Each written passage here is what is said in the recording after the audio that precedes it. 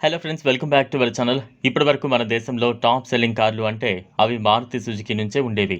తక్కువ ధరలో best in class ఫీచర్లను అందించడంతో మారుతి సుజుకి ముందు వరుసలో ఉంటుంది.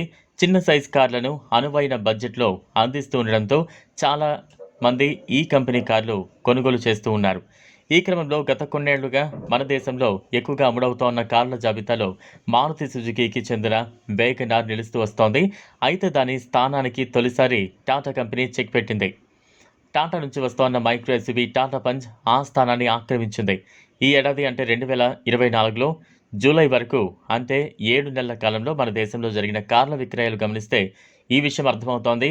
మార్కెట్ రీసెర్చ్ సంస్థ జాటో డైనమిక్స్ డేటా అందిస్తున్న వివరాల ప్రకారం ఈ 7 నెలల కాలంలో అత్యధికంగా అమ్ముడైన కారుగా టాటా పంచ్ నిలిచింది.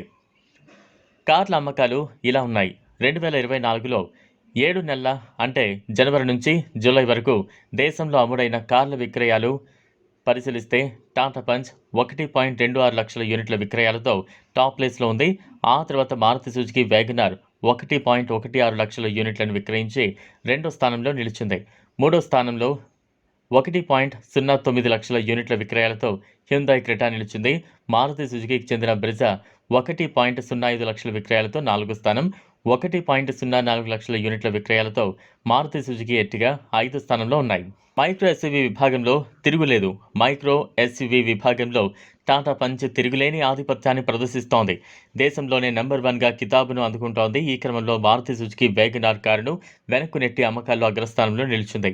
తమ విజయానికి ప్రధాన కారణాలను టాటా సంస్థ విశ్లేషించింది. మైక్రో ఎస్యూవీ విభాగంలో పూర్తిస్థాయి ఎస్యూవీ ఫీచర్లను టాటా పంచ్ కారులో అందివ్వడం, ఇది కూడా అతి తక్కువ ధరకే వాటిని అందివ్వడంతో అందరూ వీటి వైపు మొగ్గు చూపుతున్నట్లుగా పేర్కొంది. అంతేకాక ఈ కారు మొత్తం 3 వేరియంట్లలో అందుబాటులో ఉండటం కూడా మేలు చేస్తోందని టాటా చెబుతోంది. ఇప్పటి వరకు అయినా సేల్స్ పరిశీలిస్తే దాదాపుగా 47% సేల్స్ ఎలక్ట్రిక్, సిఎన్జి వేరియంట్లే ఉన్నాయని వివరిస్తోంది. ఇతర కంపెనీల్లో పెట్రోల్కు ప్రత్యామ్నాయంగా